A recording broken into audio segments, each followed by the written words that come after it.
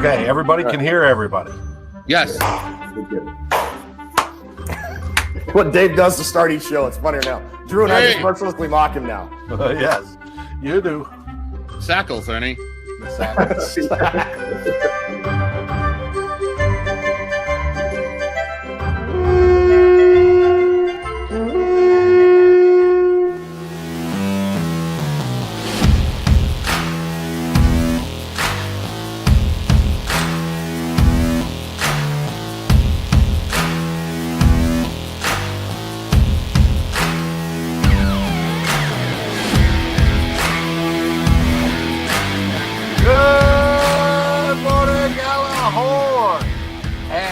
The bye week, and have we got a special show for you.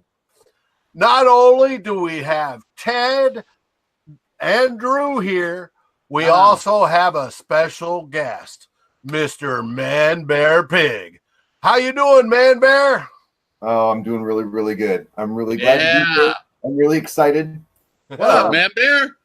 Hi, guys. Rocking the Gary Larson jersey. That's awesome, dude. It's Corey Stringer. It's actually a Stringer jersey. All right. Okay, my bad. Either way, both great. Different generation, but just as much respect and love. Yes. My next guest was Mark Mulaney, but that works too. I love I love Big K. He's an Ohio State guy. Rest in peace, big man. Yeah, that's sixth grade for me right there. Wow. The greatness of Mark Mulaney. That is You know what? The show cannot fail now that Mulaney made it. How you doing, Drew? I love it. I'm doing well. How's everybody doing? How you feeling, Dave? You sobered up a little bit? Yeah, I think I'm finally recovering. It's good to see everyone. It's good to be back. I'm still high off that win, 5-3-1, and I'm even more jacked to have the great, legendary Manbear Pig on the show today. Wow. And last but not least, how you doing, Ted? Very good. And if Manbear Pig has named himself after the infamous Southpark character, it's going to be a super serial show, you guys. Yeah, I'm Southpark through and through. Love it. Nice. All right. Yeah. Cool. Well, Manbear, to introduce you to everybody that doesn't know, Manbear is part of our group on Facebook, and he's got multitude of talents. One of them is he's a fine artist. And as you know, I appreciate that greatly. Tell us about your artwork, Manbear. Oh, wow. Well, an awful lot like you, I've been painting and drawing since I was, a little kid. Over the years, I've had different art jobs that have kind of got me to kind of hone my own style and my own kind of process. And so what I do is I focus a lot on wildlife. I love animals. I do a lot of pet portraits.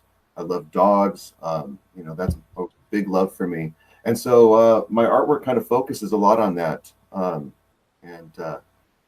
got a Facebook business site, DCG Artist, that any of our awesome members can go check out and, let me know what they think. It's a real love of mine. I've been painting a lot for a long time. And it's a lot of fun. What's your favorite medium? Well, oil pastels, colored pencil, combination of the two, mixed media. That's really where I excel. That's what I like. Okay, cool. Have you ever tried any sports related drawings? A little bit of purple and gold, maybe. I really haven't. When I was a kid, I would draw a Viking helmet over and over and over again and get the face mask. Could I get the face mask just right? Could I get the horn just right? Could I, get the proportion just right? I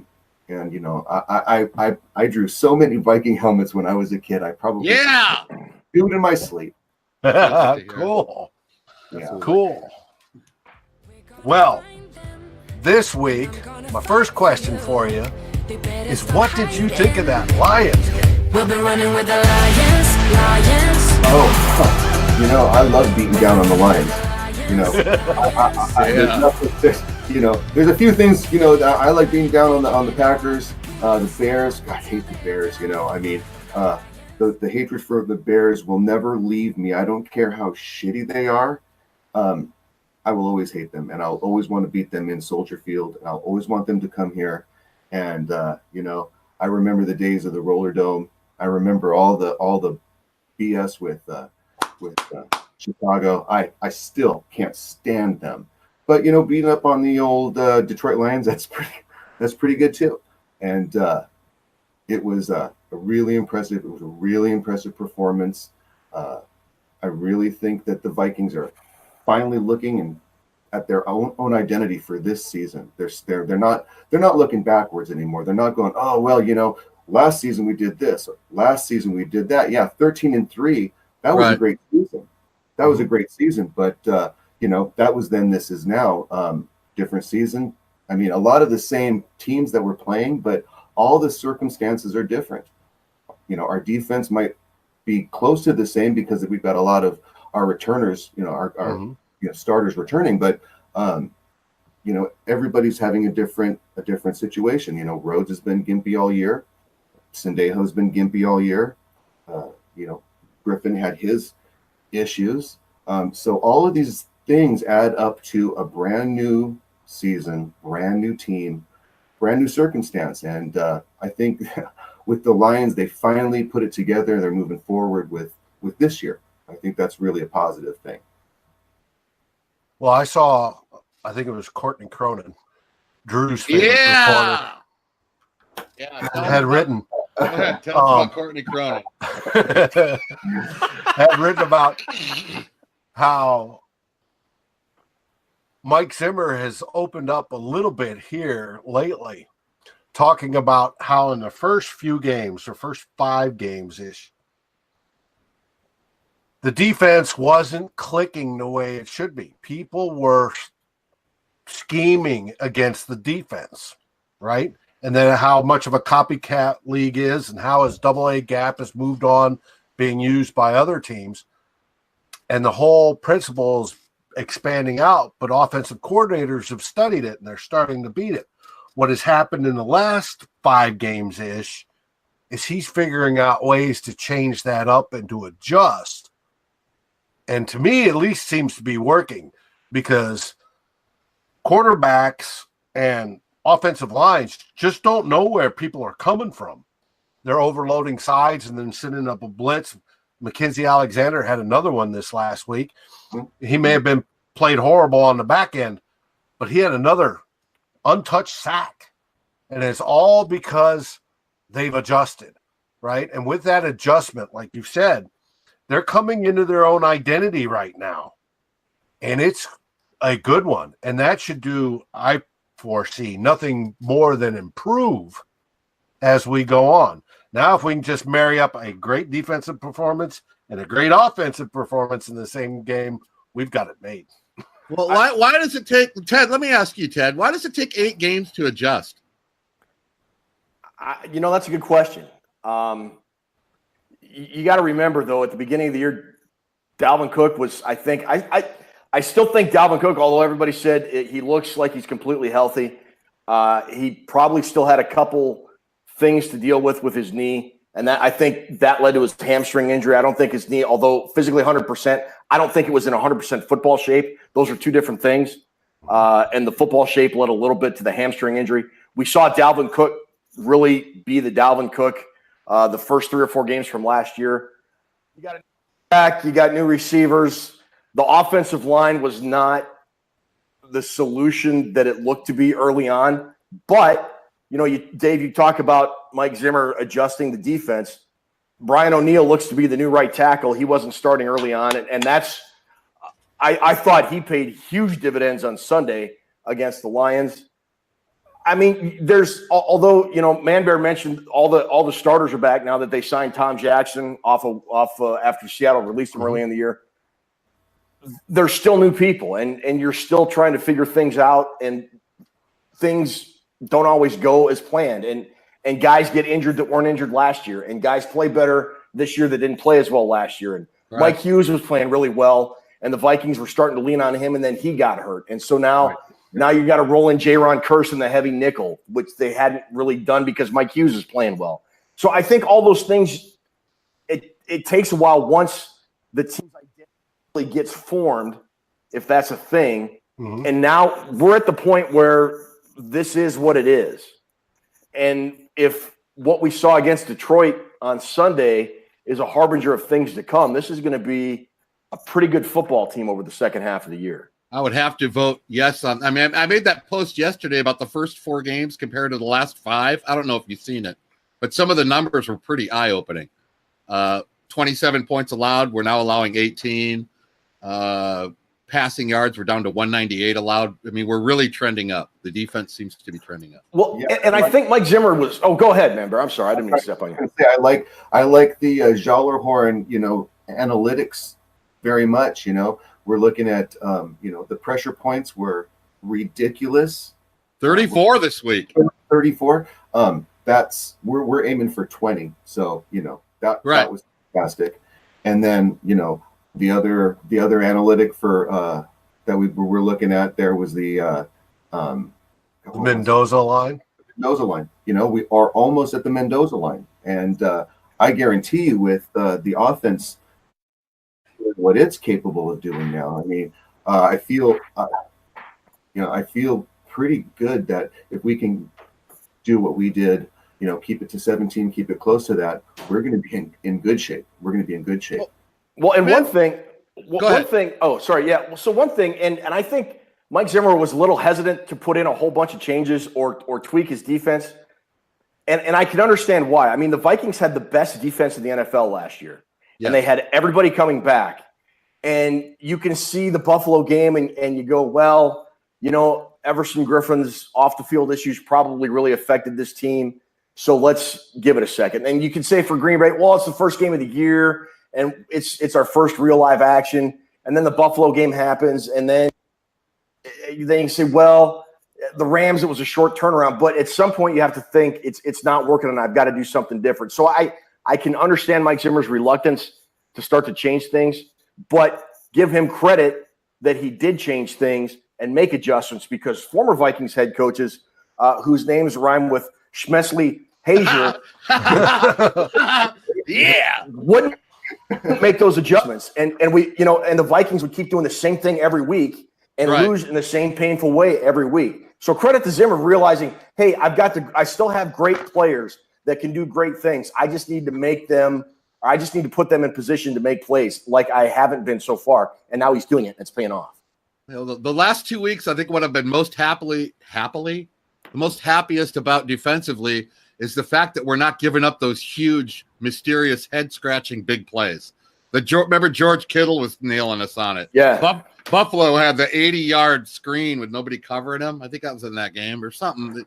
Every game, last 2 weeks, we've really been a lot better with that. I mean, I don't see us getting burned with guys running around in the secondary wide open as much. So I'm happy. No, and Harris subbing in for Sendejo did an outstanding job.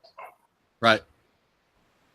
And if I could add, the boys down at the Stumptown, we found ourselves not turning around and watching the river when we were kicking field goals. Suddenly we realized that we were actually watching kicker and not, 1 in a row. 1 week in a row, Drew. That's it. Oh, look, I still got it. I got it hanging up. Oh, shit. Yeah, we still have it. But, Manbear, let me ask you the biggest question of the game. This is the one that everyone's wondering and everyone's asking about, so I have to ask you. It's easily the biggest question that happened in the game. What did you think when Matt Patricia called those timeouts at the end of the game? I just think that I think that he's loves pain. What is that? I don't sit up, man. You're not respecting the process. Sit up straight. That's right. I'm worried about the guy's pencil sticking somebody in the eyeball. He looked somebody. So anyway, those 3 timeouts are going to sit with me the rest of the season. One of the funniest things I've ever. I was really proud of the fourth and that we went for.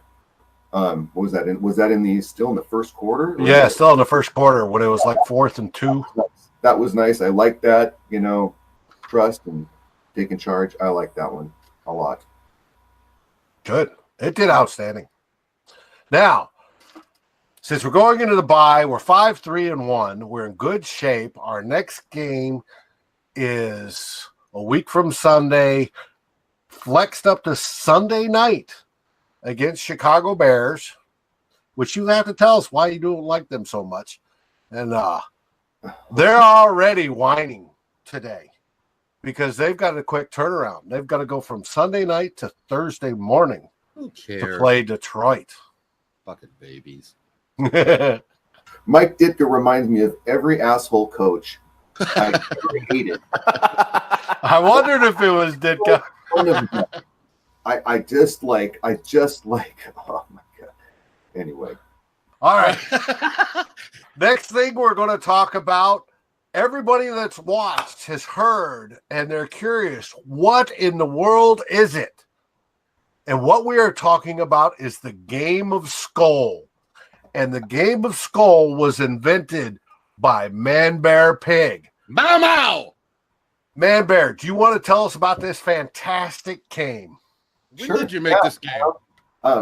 Well, it couldn't happen without the Gjallarhorn. First off, the amount of Viking just fandom that we have is pretty great. And I did the fantasy football last year, and really successful. Everybody had a really great season. Got really good feedback from what I was doing.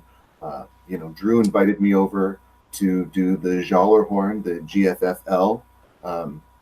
Keeper league. We're going to have this thing going for a long time. It's going to be a great league for a long time. And I thought it was really great that we had such a great league, but that's just 10 members, Right. It's fun. Members like to follow along and see how it's going, but I mean, it's fantasy football. Everybody kind of either has their own fantasy football thing, or maybe they're not into fantasy football. Maybe they're just into the Vikings, and that's all they're really into. And I was just thinking, everybody needs a game. Everybody needs a game that we can play every week. Something that's easy, something that all our members can play and have an equal shot at, but can be strategic too. If you wanted to really get into it and really, really study it, you could do that too and have a lot of fun either way. And it just kind of came out of an amalgam of a lot of different fantasy games that I'd seen online over the years, from different sites here and there. This one is the only one that I've ever seen that's focused on one team, focused on one fan base, the Viking fans are real passionate fans. They're real hardcore. They've got to be really hardcore fans. Stick with it, and so I know everybody on our site has the knowledge to play the game, and so I was thinking about all our members. Okay. Well, explain how it works. Did it just pop into your head one night sitting on the couch? You looked at Cheryl and went, "I have a bitchin' game. I got to call Drew and tell him about this game." Kind of, yeah. Kind of. I was just in commissioner mode, Right. one night, and I was just thinking about how it would be fun if everybody could play. And it just kind of came out of that. And I said to Cheryl, I need a bitchin' name for this game, because I was stumbling on a name, and she says, "Well, what's that word you guys keep using all the time?" I said, "What, you mean skull?" And she goes, "Yeah. Why don't you do like Game of Thrones, right? But call it like Game." And we both were like, "Game of Skull." And she's like, "Yeah." And it was just that's how it happened. And then I ran it by. I thought about it for a little while and kind of worked on it. Ran it by the Drewster, and he had some input, and we kind of polished it up and kind of figured out how to put it out there so people would be interested, because it relies on everybody playing to make it really fun. I think that the amount of members that we have playing is really makes it fun, and it's a real testament to how successful it's been, I think. Well, explain how we play it. Right. 2 players. You pick 2 Viking players each week, an offensive player, defensive player. You kind of score them, very similar to fantasy football. And we kind of dialed in on how the scoring works, and I think that's going really nicely. And you can only play each player twice, and you have 1 pick where you can play the player 3 times, and that's your bonus pick. And it's going to run through the end of the season, adding up the points as we roll along. Each top 2 scores, they win playoff pool squares, which is going to be a pool that's going to run for the, we'll cross our fingers, knocking on wood, the first playoff game of the season. And we got great prizes lined up for that as well. So I don't know if you can see behind me or not, but I got the grand prize of the game of school. Yeah, we want to see prizes. Damn it, we want to see prizes. Got the jersey, got the Dolman signed Dolman jersey right here. That's mine. That's the grand prize. That's what everybody's fighting for right here. That's beautiful, man. Took it out just for this occasion. There, it's usually tucked away safely. So, we just decided we needed kick-ass prizes to make sure that everybody was going to play and be excited to keep playing. So there's an accumulation of points with a running standings with all the people that play. That's for the Dolman jersey. And then there's another way to win playoff squares, and everybody knows how squares work. Everybody has done squares for Super Bowls at parties or whatever. Same concept, squares with numbers on each side. And throughout the course of the season, this square board gets filled up with people that get the squares. First place winner gets 2 squares. Second place gets 1 square. If they tie, everybody gets squares. So okay, so when the squares board gets filled by the end of the regular season, then they'll have prizes for the first, second, third quarter, and then the final score. Yeah. We've got a slate of prizes that. Let's hear it. I want to hear prizes. Yeah, I'm really excited. So first quarter prize, right, is a kind of a combination of prizes from your side and my side. I've got this excellent, awesome 920 Viking camo hat. That's beautiful. Baseball cap here. Yep. And the winner of this cap is going to receive it adorned with 2 of the pins provided by the Fat Freddy. Yeah. Thank you for the plug for my daughter's business. Yep, that's right, and that's going to be first quarter prize. So the hat with the 2 Minneapolis Miracle pins. All right, that's whoever wins the first quarter. And halftime prize is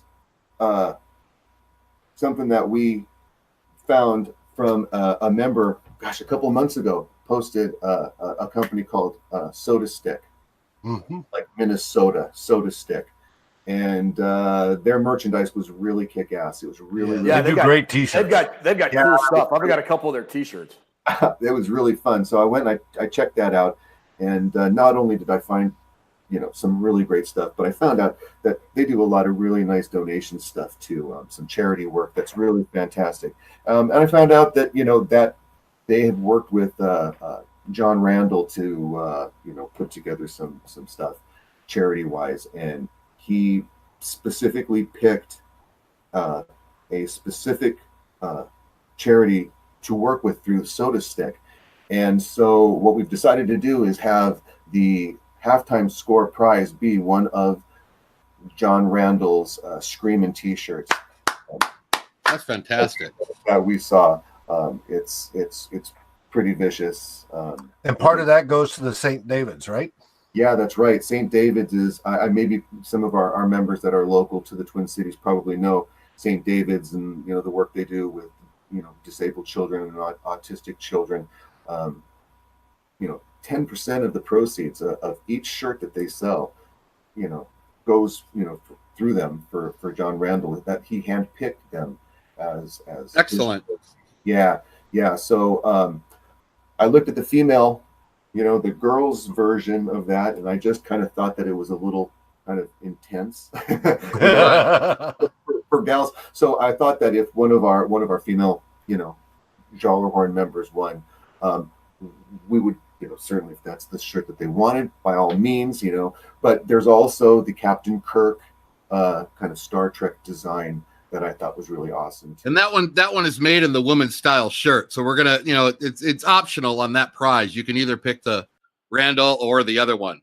So yeah, that's a good idea. Yeah. And they both have the women's fit. Yes. Right. So good cause, good prize, halftime.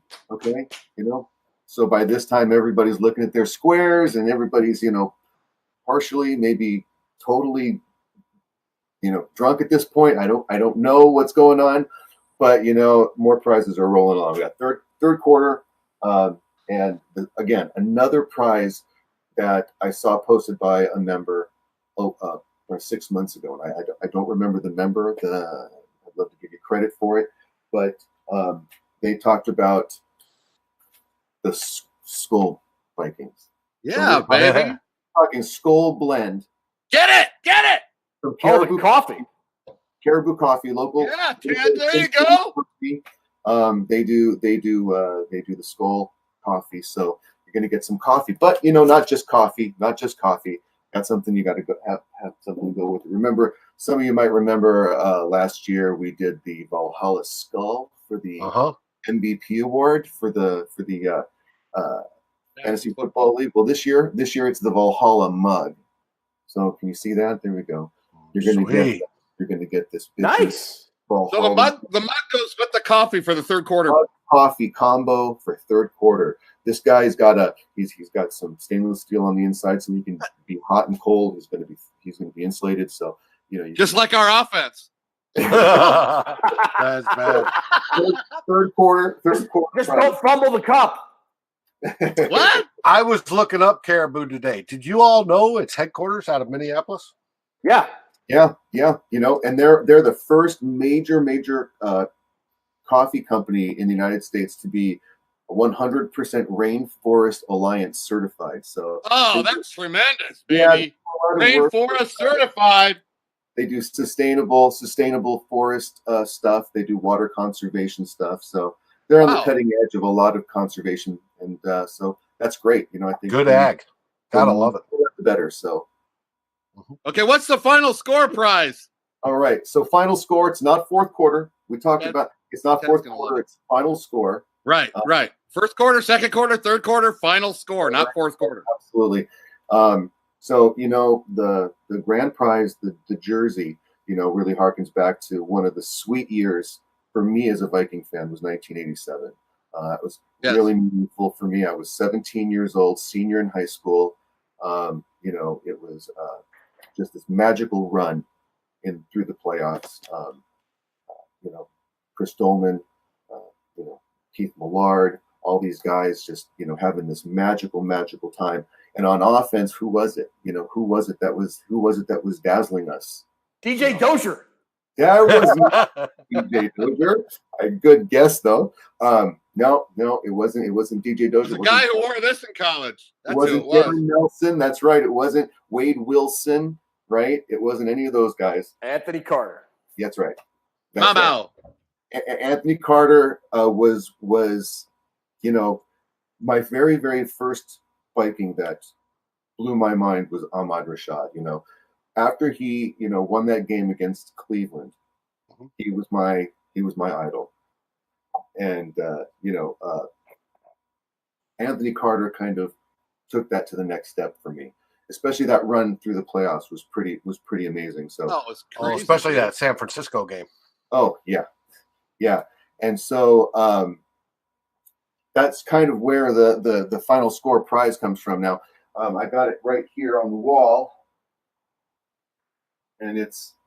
Can you guys see that? We've got ourselves an Anthony Carter signed photo. Freaking awesome, dude. From that game. It's from the 87 49er. That is cool. That's very cool. 16-point underdogs, and we win by 12. Oh, yeah. I was there. And the Browns final, the comeback against the Browns, I think that was 1980. Yes. Those are the games of the 80s. Those two right there were the. Oh, yeah, absolutely. Yes. And so I know there's going to be some members that are going to really, really want this. Man, you got great prizes, dude. It was framed by me personally. Some of you may not know, I work at a frame shop, art gallery, so I have the ability. Cool, dude. The skills, baby. The skills. And so it's framed in 100% acid-free mats. It's got a really cool faux AstroTurf mat underneath it. It's beautiful. Yeah, it's got all the bells and whistles. It'll be really, really well protected for a long, long time, and I think it's a great fourth quarter grand prize for the pool. Let me tell you, dude, you do not scrimp on prizes. How about those prizes, Ted? They're fantastic. Fantastic. I want it. I mean, the Dolman jersey is cool. I'm not saying it's not, but I want that coffee mug and that skull coffee. That Right coffee on. mug looks very cool. Right on. That's right on. And I'm a big fan of Anthony Carter, one of my all-time favorite players. Yeah, But for sure. I really want that. I really want that mug. Yeah. You know what's kind of cool is we have all these great prizes, and the game of Skull itself for the initial season was a free buy-in. Nobody had to pay to play this game, which will probably be a lot different next year. But the fact that you still came up with these incredibly awesome prizes on a free buy-in game just shows that you are a pretty awesome dude, Manbear Pig. Thank you very much. Well, I know that you helped a little. I helped a little. We got some help from some folks, and some fancy philanthropist types came in and kind of swooped in and was like, "Oh, we're going to finance this thing." So, Well, you know what? That's the cool thing about the group. I mean, we have a Facebook group. We're fans, and there's a lot of Facebook groups that are fans of teams, but ours has figured out a way to build friendships and get to know each other. And I think that's why the Gjallarhorn stands out to me as being a little bit more. I mean, look at the game of Skull, the fantasy football. We have, it just seems everybody's like interactive with each other. And you're a big part of bringing everybody together. I mean, look at how all the talk has picked up since the game of Skull's going. There's a bunch of conversations now about it. And I think it's great. The work you put in is really great. I think it's been a lot of fun. I think people have received it really well. I've gotten to know everybody on the site really well. Have conversations with almost all of them now, privately. So it's been really fun. It's been a lot of fun. It's been super successful. I was hoping that maybe 10 or 11 people would be playing, and we've had, almost everybody. I mean, it's been I remember back in yeah. Back in June, we were talking on the phone when you were explaining this game to me. It was before June, maybe. And we had thrown numbers back and forth, and you asked me what would be successful. I said, if we can get like between 10 and 15, and you were saying, man, if we got 15 people to play this, and we had 27, and it's going strong right now. There's 27 to first year. So it's been really great. I wanted to give a special shout out to Denver Sox fan for the great idea of having a preseason game of Skull, because we worked out a bunch of kinks and a bunch of things to make it run really, really smooth during regular season. So I didn't even think of doing that, and that was a great idea. So that was a great idea. Thanks to him, yeah, and just thanks to everybody for playing. It's just been a blast. It has been. I love it, dude. Even though I suck at it, I love it. Yeah, it's indiscriminatory. You can be, football head and do lousy because whoever you chose that week decided not to play or something. But you could be anybody and lead the league, just by, hey, I'm picking this guy this week instead of next week. And boom, like Daniil Hunter this last week. He scored more points for a defender than most offensive guys score. Yeah, it was amazing. I almost went with Harrison Smith. At the last minute, I decided to change up. Went with Hunter, and the members that chose him were rewarded quite nicely. I think that's what's so unique about the game. When you first told me about it, you said everybody picks an offensive and a defensive player, and then we add their points up, much like fantasy football, and we keep a running score every week, and there'll be weekly winners and squares. And I was thinking, well, that's just like fantasy football. And then when you said there's a limitation on how many times you can use each guy, I said, meow, meow. Now we're talking. Now we're talking a game, baby. Strategic. Oh, it's totally strategic. The way he thought up only, and then he came up with the idea you get one bonus play, and it's just beautiful. The whole concept of the game is beautiful, man. I love it. It's been a lot of fun. It's been a lot of fun. Like I said, couldn't do it without all the members, playing. Hey, what about that? I've been hearing that there's some kind of live show coming up in 3 weeks for the team from Wisconsin. What's going on with that? Yep. You're rolling my direction. You're coming from Sacramento out here to Stumptown. Yeah. We're deep in Sonoma County out here. Live show, baby. Yeah, we're gonna do a live show. I'm gonna do a live show from Stumptown Brewery. Packers, Vikings. What did I say? TTFW. They're never going to let us back in that place after we have a show there. You know that, right? It's gonna be a blast. We're gonna harass everybody. We're gonna be making drinks for people. It's gonna be insane. We need to fly Ted Glover out for that game. Yeah. It probably won't happen. Yeah. Yeah, we're gonna go make some sackles, baby. Hey, that's the newest metric we're tracking. Yeah, that's Love I don't know the date, but I'm looking forward to doing that show with you, Manbear. We're all set up. We're gonna have a roaming camera so we can harass people at the bar. Yeah, they're ready. It's gonna be live. It's gonna be, and hopefully we plan on doing this every year, right? I mean, it would be fantastic if we could make it like a Gjallarhorn tradition. Always the home game against the team from Wisconsin. That's what we'll call it. Yep, we'll call it that. We'll come up with a better name. It'll happen. I'm looking forward to doing that. 3 weeks. I'll start sleeping now, so I'm ready for it. There's one more thing I want to briefly touch, and that is Gjallarhorn fantasy football. And for those that aren't interested, we'll just skip real quick. But tell us about where GFFL stands right now. Oh, we're in good. I'll tell you where it stands for me right now is I'm going to have to take you down this weekend. Well, it should be easy because I'm sucked. Yeah, Dave's got a terrible team. Let's just get it out there. We got a lot of good members. Got a lot of football knowledge out there. We got a couple guys. Greg Smith and his More Than a Thielen is pretty dominant. He's pretty dominant. Stephen England has a hell of a team. He sure does. Does. His bench can beat my starters. I mean, it's ridiculous, dude. Come hell or high water, it's probably one of my favorite names. One of my other favorite names is Dalvin and the Chipmunks. And Ruby's up. Yep, she's up with the leaders now in the division. So a lot of stuff happened this week. Yeah, she just whooped my ass this last weekend. Did you know Ruby is in first place in the GFFL? And she's also in first place in the Goodfellas League, which another league me and Manbear are both in. Yeah, she's in first in both of them. She leapfrogged me this week in Goodfellas, so hope that feels good. Well, great. Well, I want to wrap this up. It's been great having you. Have you got any last few things you want to say? No, I just want to remind everybody to keep playing Game of Skull and keep cheering really hard for the Vikings. We're going to have this bye-week game. If you score in the top 5, you're going to get a playoff pool.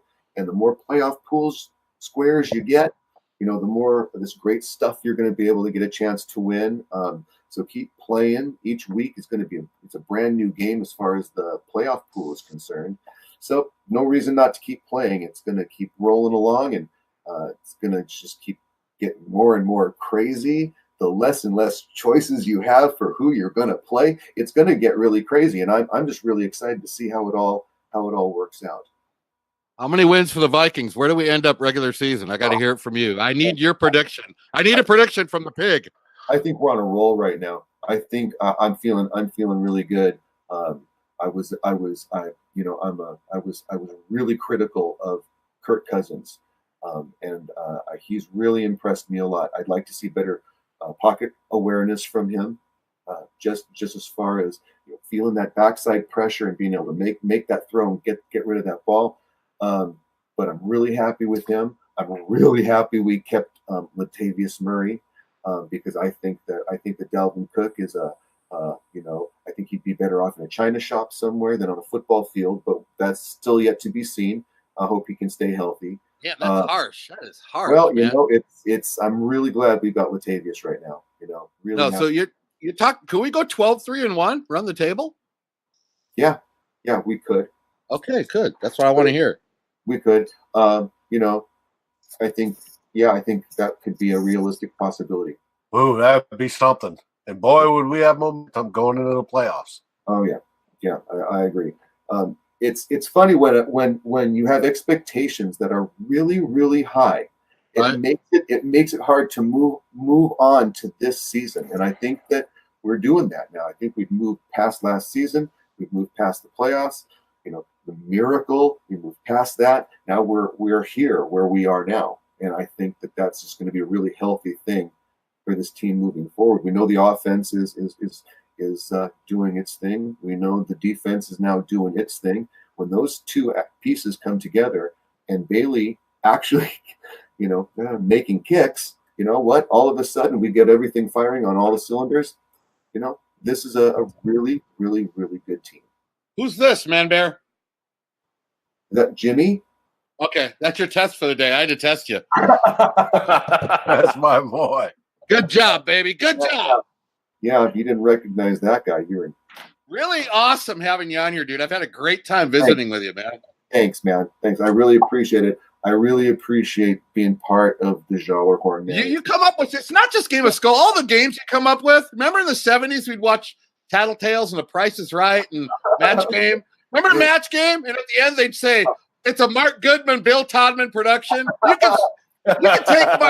can take Mark Goodman out. Put Manbear Pig and Bill Todman production. Thank you. Well, thank you. When I was a kid, I wanted to be Guy Smiley from I wanted to from be Sesame Street. Yeah. I wanted to be Snake Plissken.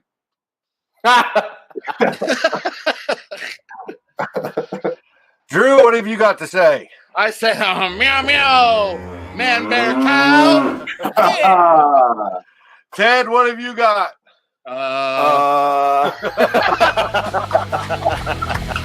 See you guys this week. Go, everybody!